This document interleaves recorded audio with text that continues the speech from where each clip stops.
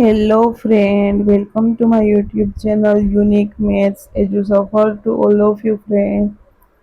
Today we discussing TAT Higher Secondary Mains Paper 1 में जो સંક્ષેપીકરણ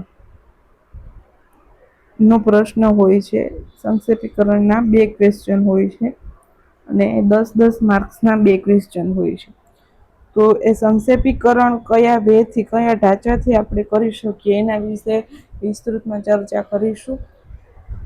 કે જેમની અંદર સૂચનાની અંદર એવું કીધું હોય છે કે સંક્ષેપીકરણ વર્ડ 1/3 ભાગની અંદર કરવાનું હોય છે, પરંતુ એવું નથી કે 6 લાઈન હોય તો 3 લાઈન 2 લાઈન લખવાની કે 1 લાઈન છોડી 1 લાઈન લખવાની. આ કોઈ સંક્ષેપીકરણનો ઢાંચો નથી.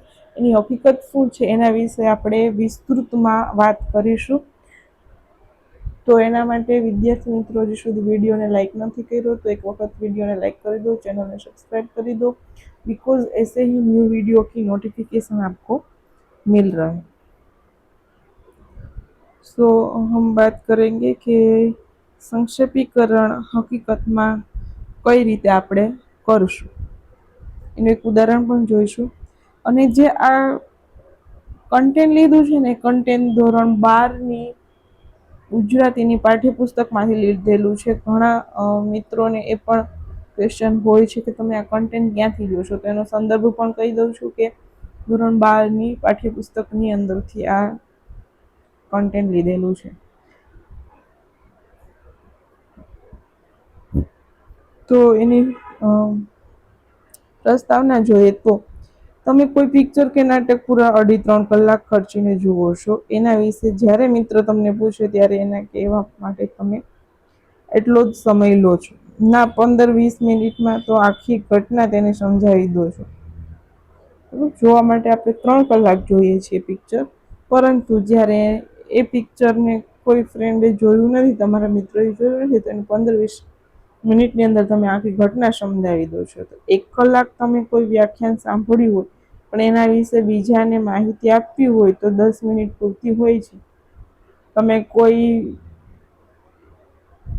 અહીંયા વાત કરી છે કે વ્યાખ્યાન સાંભળ્યું હોય, ઘણી વખત તમે મીટિંગમાં ગયા હોય છો, ઘણી વખત ટ્રેનિંગમાં ગયા હોય છો, તો ટ્રેનિંગ મીટિંગ જે 3 કલાકની હોય 1 કલાકની હોય, તો આનો તમારે મીટિંગ કે જે તાલીમ છે એ તમે ભરો છો, તમે ત્યાં ફિઝિકલી મેન્ટલી પ્રેઝન્ટ છો, પરંતુ જે તમારો હાર્દ નીકળે છે માત્ર ને માત્ર તેની તાલીમ અથવા મીટિંગ દરમિયાન તમારે જે કહે છે એ સાંભળવાનું જ હોય છે. ત્યારે તમે શું કરો છો, મનોમંથન કરો છો, અને આ મનોમંથનની અંદર તમે કંઈક 10થી 15 મિનિટ 25 મિનિટની અંદર એ સાર નીકાળી દો છો.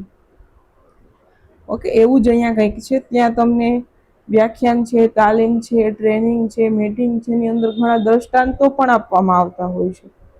એ બધું કાઢી અને તમે જ્યારે ત્રીજી વ્યક્તિને કહો છો કે જે વ્યક્તિ ત્યાં પ્રેઝન્ટ નહોતું તેમને ત્યારે તમે તેમને એમનો હાર્દ જે મનોમંથન હોય છે એ જ તમે કહેવા માંગો છો. એટલે કે 2 કલાક સુધી લગાતાર જોયેલી ક્રિકેટ મેચનો અહેવાલ આપવામાં તમે 15 મિનિટ પણ લેતા નથી. આ બધી વાતો તમે ટૂંકમાં બીજાને સમજાવી શકો છો. આવી સમજણ શક્તિ અને સ્મરણ શક્તિ અનુસાર સામેવાળાને તમે માણેલા કાર્યક્રમનું પુનઃકથન કરી શકો છો. તો તમે માણેલું, અનુભવેલું, વિચારેલું કે વાંચેલું તમારા ચિત્રતંત્રમાં ગોઠવાતું જતું હોય છે, તમારા માઇન્ડની અંદર એ ફિટ થતું જતું હોય છે. પછીથી તમે તમારા શબ્દ ભંડોળના સહારે ટૂંકાણની અંદર તેને વ્યક્ત કરો છો. આમ પુનઃકથન એ એક રીતે સ્વર મરજી પ્રમાણેની બાબત હોય છે. અહીં આપણે મૂળ વાતની વિશેષતા તમે તેનો વિચાર જાળવીને ટૂંકાણમાં રજૂ કરવાની કલા એટલે જ સંક્ષેપીકરણ. ઓકે, કે જે મૂળ વાત છે એને તમે જાળવી રાખો છો પણ સંક્ષેપ્તની અંદર કહો છો, એટલે જે ટૂંકાણની અંદર કહો છો એને સંક્ષેપીકરણ કહે છે. અહીં આપણે કોઈ લખાણના સંક્ષેપ વિશે થોડો અભ્યાસ કરીશું. કોઈ પત્રકાર લાંબી લચક ઘટનાનું અડધું પાનું ભરી વર્તમાનપત્રમાં છાપે તો તેને કેટલા જણા વાંચે, પણ એ જ ઘટના કોઈ મુદ્દાનો લોપ ન થાય એ રીતે ટૂંકાણમાં અને રસિક બને એ રીતે છપાય તો ઓછા સમયમાં પણ ઘણા જણ ઘટનાથી માહિતગાર બની રહે છે અને સંક્ષેપનો કલાકર્ષમ અને આજના સમયની જરૂરિયાત છે. તો જો હવે આ તમે કે પ્રસ્તાવના કીધી કે સંક્ષેપીકરણ હકીકતમાં શું છે. ઓકે, એટલે એને કઈ રીતના પ્રેઝન્ટ કરવાનું છે. કોઈ લખાણનો સંક્ષેપ કરવા માટે કઈ કઈ બાબતનું ધ્યાન રાખવું જોઈએ. જો આની અંદર એવું બને છે કે તમે કોઈ પણ વસ્તુને સંક્ષેપ કરો છો ને તો એને 1/3 અને 1/5 ભાગની અંદર પણ સંક્ષેપ કરી શકો છો. એટલે એટલું પણ ટૂંકાણમાં નથી જવાનું કે 12 લીટીને તમે 3 લીટીની અંદર કન્વર્ટ કરી આપો. એ પણ આપણે ખ્યાલ રાખવાનો છે. તો બધી બાબતોનું ધ્યાન રાખવાનું છે. કઈ રીતે ધ્યાન રાખવાનું છે. બહુ ટૂંકમાં થઈ જાય છે, સંક્ષિપ્તમાં થઈ જાય છે સંક્ષેપીકરણ, તો અમુક વર્ડ ઉમેરી અને મર્યાદિત પ્રમાણમાં કરવાનું રહેશે. હવે જે ધ્યાનમાં રાખવાની બાબતો છે એ જોઈએ તો આખું લખાણ ખૂબ જ ધ્યાનપૂર્વક વાંચી જવું. જે બાબત સરળતાથી સમજાય નહીં તેને 2-3 વાર વાંચી જોવી. તેમાં કયા વિષયની વાત કહેવામાં આવે છે તેને પૂરેપૂરું સમજી અને શીર્ષક તરફ પ્રયાણ કરવું. વાંચવામાં આવેલી બિનમહત્વની બાબતોને જુદી પાડી દેવી જેથી સંક્ષેપીકરણમાં વિગતો દૂર રહે. મૂળ લખાણ કરતાં ત્રીજા ભાગનું લેખન કરવાનું છે, એટલે આને આપણે ફોકસ કરવું પડે. એવા ખ્યાલ સાથે લખાણમાંથી મુદ્દાઓ તારવવાના છે. તારવતા પછી છેલ્લે કંઈ ના બચે એટલું પણ તારવવાનું નથી. લખાણમાં આવતા અવતરણો ખાસ તો શું છે તો કે અવતરણો, ઉદાહરણો, અલંકારો, પારિભાષિક શબ્દો, શબ્દ સમૂહો, પ્રશ્નાર્થ વાક્યો હોય છે, વિશેષણો હોય છે. આવા જરૂર જેટલા ઉપયોગ કરી શકાય એને ટાળવાના હોય છે. શબ્દ સમૂહને સ્થાને તેના માટેનો કોઈ એક સામાસિક શબ્દ વાપરવો. એક જ વાતને સમજવા માટે એકથી વધારે શબ્દો કે વાક્યો વાપરવામાં આવ્યા હોય તો તેને શક્ય હોય તો એક જ વાક્યમાં સમાવી લેવાનો પ્રયત્ન કરવો. એમ કરવામાં વાક્ય જે સંકુલ ન બની જાય તે પણ જોવું. એટલે અસ્પષ્ટ ના બનવું જોઈએ વાક્ય, કંઈક તેનો હાર્દ નીકળવો જોઈએ, મિનિંગફુલ વાક્ય બનવું જોઈએ. એ રીતે તમારે તમારી કળાથી એને શોભાવવાનું છે. લખાણમાં જોડણી શુદ્ધ લખવી ને યોગ્ય વિરામ ચિહ્નો વાપરવા. લખાણમાં વિચારની ક્રમિકતા જળવાઈ રહે તેનો ખ્યાલ રાખવો જરૂરી છે. ટૂંકું અને અર્થસભર શીર્ષક આપવું પણ જરૂરી છે. શિક્ષક માંગતા નથી મેન્સની અંદર, પરંતુ જો સૂચનાની અંદર કીધું હોય તો શીર્ષક આપવું પડે. ક્રમિકતા પણ જળવાવી જોઈએ. પહેલું વાક્ય છેલ્લા ના આપણે કહી દઈએ, છેલ્લા વાક્યની અંદર ના જતું રહે, એનું પણ ધ્યાન રાખવું પડે છે. હવે સંક્ષેપીકરણ સાર લેખનના આપણે નમૂના જોઈએ તો એક નમૂના રૂપ અહીંયા એક્ઝામ્પલ આપ્યું છે કે આપણું જીવન જુદા જુદા પ્રકારના અનેક ભયથી ભરેલું છે. બાહ્ય ભય તો છે જ, તે સાથે કામ, ક્રોધ વગેરે આંતરિક ભય પણ ખરા.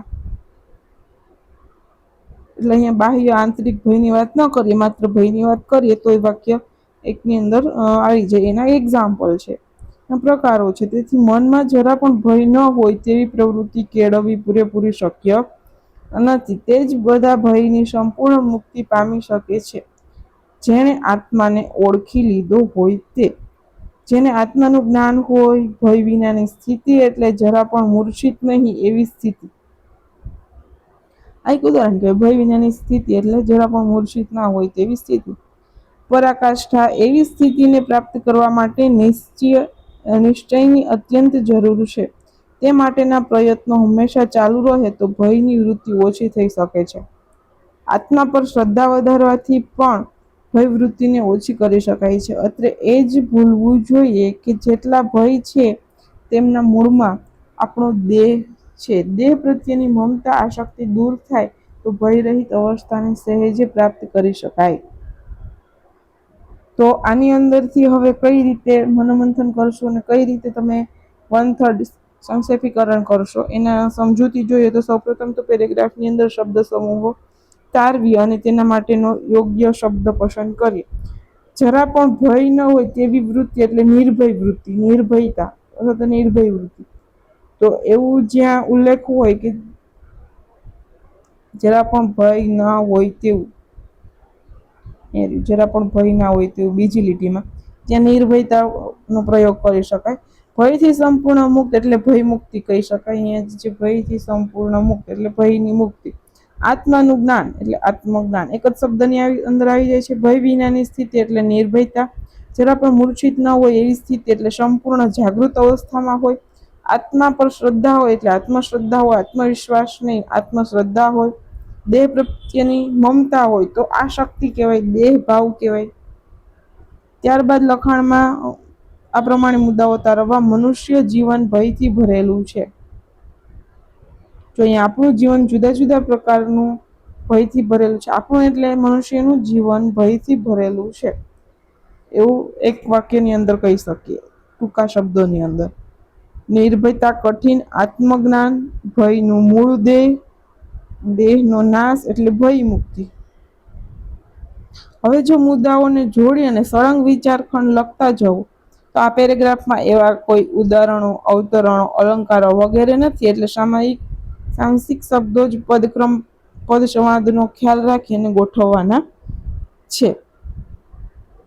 સંક્ષેપ આ મુજબ કરી શકાય કે માનવ જીવન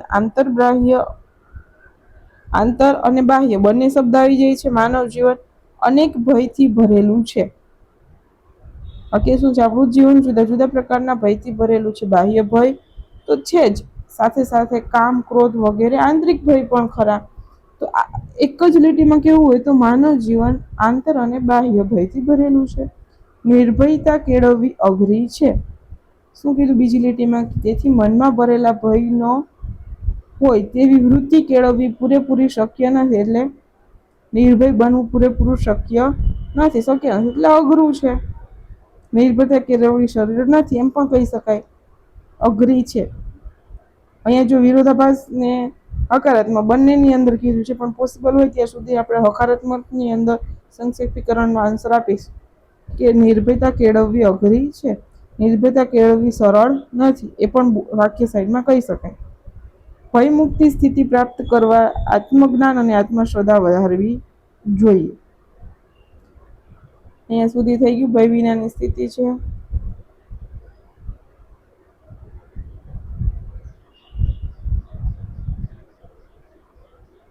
શ્રદ્ધા વધારવી પણ ભય વૃત્તિને ઓછી કરી શકાય છે, એટલે વધારવી જોઈએ. આત્મજ્ઞાન અને નિશ્ચય શક્તિથી જાગૃત કરવાથી ભય મુક્ત થવાય છે એમ પણ લખી શકાય. ભયનું મૂળ જ શરીર છે. દેહ ભાવ દૂર થાય એટલે આપોઆપ નિર્ભયતા પ્રાપ્ત થાય છે. અને શીર્ષક આપવું હોય તો શું આપી શકાય? તો નિર્ભયતા એવું શીર્ષક આપી શકાય. કૌંસમાં મૂકેલા વાક્યો જે છે એ વૈકલ્પિક છે. જવાબમાં બંને લખવા નહીં, કોઈ એક લખી શકાય. પોસિબલ હોય ત્યારે આપણે હકારાત્મક વાક્ય લખવાનો પ્રયાસ કરીશું. અને જેનું શીર્ષક જે છે એ શું કહે છે? નિર્ભયતા. લાસ્ટમાં આપ્યું છે.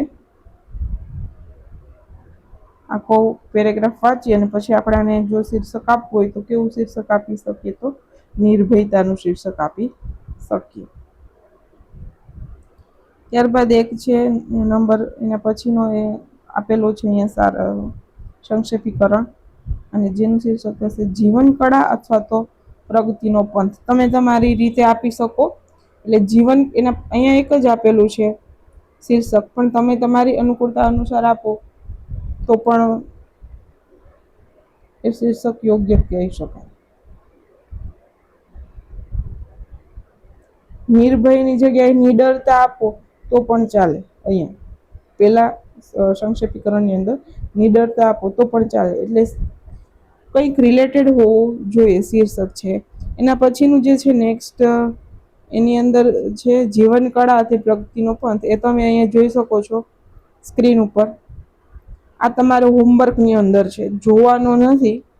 સંક્ષેપીકરણ તમારે લખી લેવાનું છે, સમજૂતી, અને અહીંયા એનું આન્સર પણ આપેલો છે. પણ પહેલા તમારે વાંચી તમારા શબ્દોની અંદર સંક્ષેપીકરણ કરી અને પછી એને સમજૂતીના મુદ્દા જોઈ અને જે આન્સર છે આન્સર સાથે સરખાવવાનો રહેશે. આ આન્સર છે. સ્ટોપ કરી અને તમે આન્સર સાથે સરખાવી શકશો. પણ આ હોમવર્કમાં છે એટલે તમારે ચેક કરવાનું છે કે તમે કેટલા સુધી પહોંચી શકો છો. આવા સંક્ષેપીકરણના 10 થી 15 પેરેગ્રાફ સોલ્વ કરશો એટલે ઓટોમેટિકલી એક્ઝામની અંદર સંક્ષેપીકરણ તમારે સંપૂર્ણ રીતે સોલ્વ કરી શકશો. સો ફ્રેન્ડ, આ સમજૂતીની અંદર કોઈ ક્વેશ્ચન હોય તો કોમેન્ટ બોક્સની અંદર કમેન્ટ કરી શકો છો. નેક્સ્ટ કયા મુદ્દા સાથે નેક્સ્ટ વિડીયો બનાવશું એની પણ કમેન્ટ કરજો. વિડીયોને હજી સુધી લાઈક નથી કર્યો તો વિડીયોને લાઈક કરી દો અને ચેનલને સબસ્ક્રાઈબ કરી દો.